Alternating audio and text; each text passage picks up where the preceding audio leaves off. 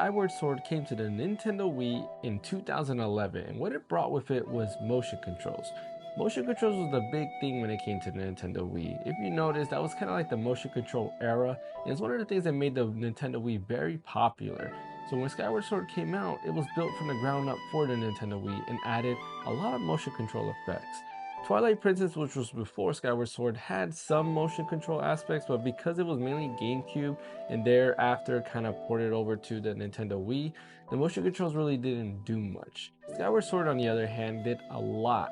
For example, using the Wii Motion Plus, you were able to have a more direct connection with the Master Sword, therefore wielding the Master Sword a little bit better, a little bit lifelike, I guess you could say, and it felt more natural.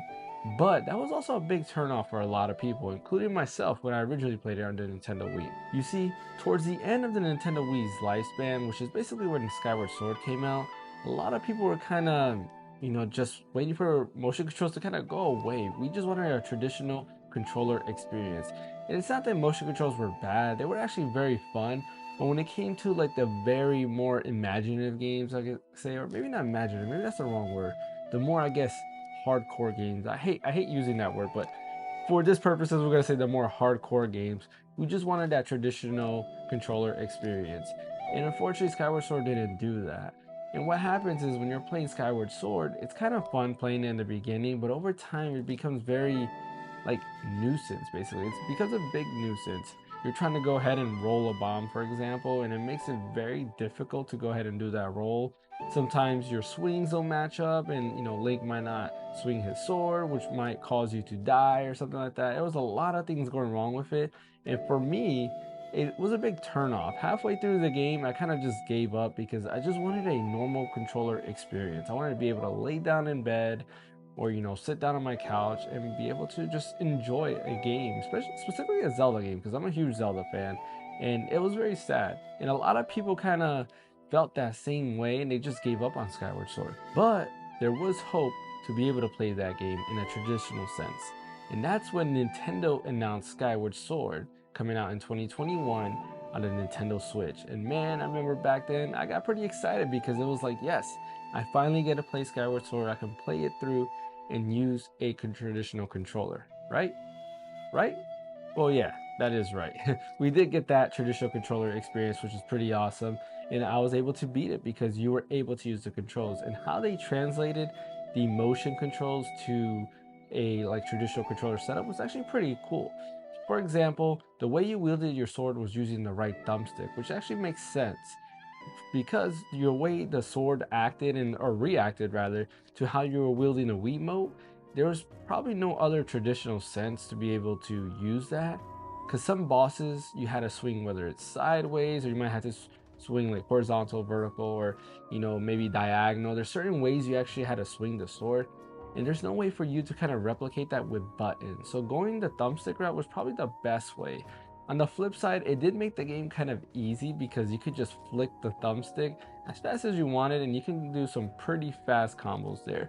But it was an amazing way to do it, and it's a great way to experience it. I honestly feel that if you haven't played Skyward Sword yet and you've been waiting on it because you weren't sure it was a great game, I think you should definitely pick it up now, because this does fixes the only issue that I felt that the game had, and that was just that the motion controls were there. Now if you did want to go ahead and play around with motion controls, that feature is still inside the game.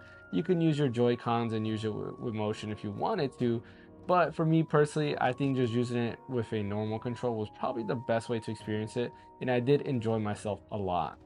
Now let's go ahead and talk about the story of Skyward Sword. The story of Skyward Sword is actually really good. If you haven't played it or heard about the story or not sure exactly what it's about, I highly recommend it, since technically it is the first Zelda game within the timeline, meaning this is where everything takes place. This is how the reincarnation of Link and Zelda happened and so forth. So it's kind of neat to kind of see this all play out, and I really do enjoy the story elements they put into it.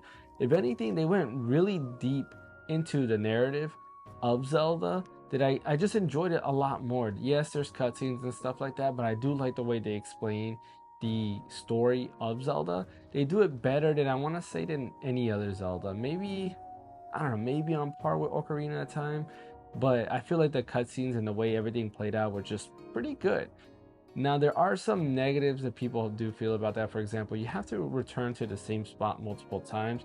And for me, that wasn't a negative. It didn't really bother me much, but I can see it being like, oh wow, I have to go back here again. I was just here. Why do I have to redo this place again? Now, Zelda Skyward Sword was the last traditional Zelda game in the sense of having dungeons and kind of going back and forth. And again, I know a lot of people hated revisiting the areas, but it was kind of cool to go ahead and revisit an area and then another area was unlocked. Pretty much kind of like a Metroidvania, I guess you can say. You'll get a different tool, a little bit different storyline, and then next thing you know, you open up a new area that you weren't there before, and then you have a temple to go ahead and do the stuff there. And honestly, the temples in this game or the dungeons in the game were actually very good and very well thought out. I actually really enjoyed myself with this game, and I enjoyed myself a lot more than I thought I would, because usually, especially when it comes back to games that the first time I wasn't a fan of, usually I'm just not a fan of the game. Like if I try it again, I'm like, yeah, this game was whack. Why have I tried? You know, see like Elder Scrolls Skyrim. I cannot get into the game. I have tried, literally I've tried about 8 different times, and no matter what, I just can't get into the game. I don't know. Like no offense to Bethesda, I just can't get into Bethesda games. There's just something about their games that I just don't have interest to. But anyways, going back to Zelda, yes, I was very surprised that I really enjoyed the game as much as I did. And I highly recommend playing it, especially if you want a traditional Zelda experience, or maybe Breath of the Wild was your first game and you've heard all this dungeon talk and what are dungeons and why should I care?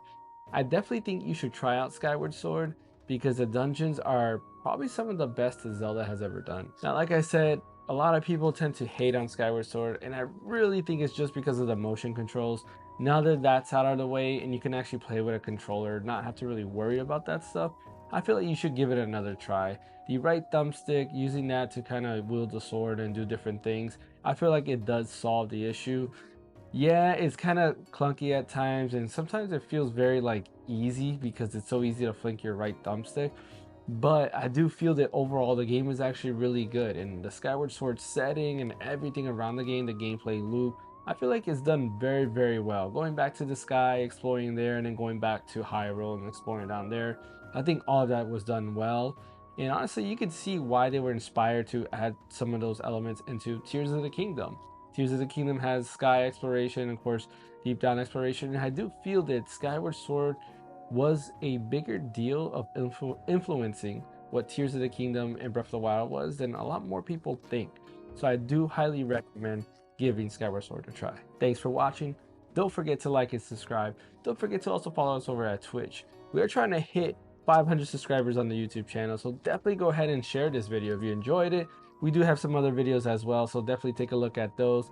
Leave a comment in the comment section below. Did you enjoy Skyward Sword, or were you just not a fan? Or do you just prefer other Zelda games? Just let me know what you think about that, and what is actually your most hated Zelda game. I feel like even the worst Zelda game out there is still better than most games. But anyways, thanks for watching. I'll see you guys next time.